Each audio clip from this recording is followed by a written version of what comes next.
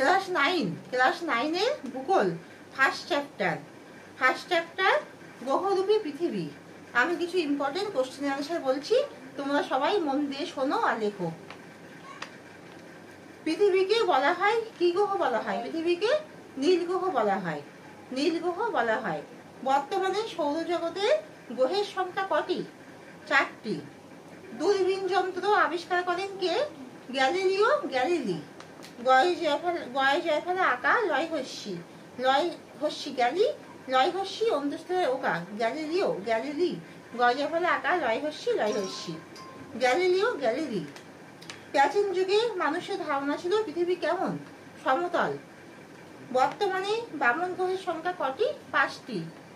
পৃথিবী সৌরজগতের 8টি গ্রহের মধ্যে কত নাম্বার? তৃতীয়।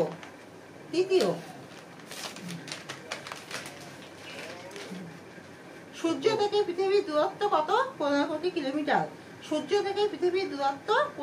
কিলোমিটার। পৃথিবী কেন্দ্রিক মতবাদের পক্ষে ছিলেন কে? অ্যারিস্টটল।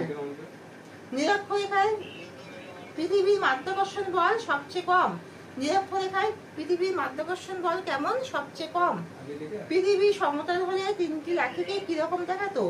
সমান দৈর্ঘ্যের দেখাতো। পৃথিবী গোল, তার প্রত্যক্ষ প্রমাণ হলো মহাকাশ থেকে তোলা আলোকচিত্র। পৃথিবীর প্রকৃত আকৃতি কেমন? অভিগত গোলকের ন্যায়।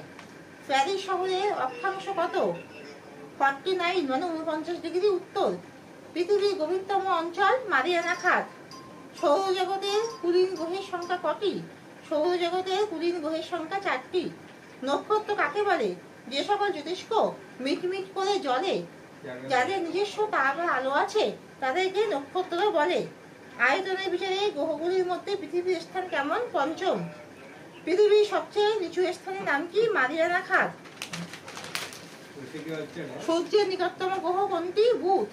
সৌরজগতের আয়তনে বৃহত্তম গ্রহ কোনটি? বৃহস্পতি। উপগ্রহ নেই এমন 2টি গ্রহের নাম লেখো, বুধ ও শুক্র। জিপিএস এর ব্যবহারের ক্ষেত্রে ন্যূনতম কয়টি উপগ্রহের প্রয়োজন? 3টি উপগ্রহের প্রয়োজন। তাহলে তোমরা সবাই লিখেছো তো? সবাই মন দিয়ে পড়াশোনা করো, ঠিক আছে?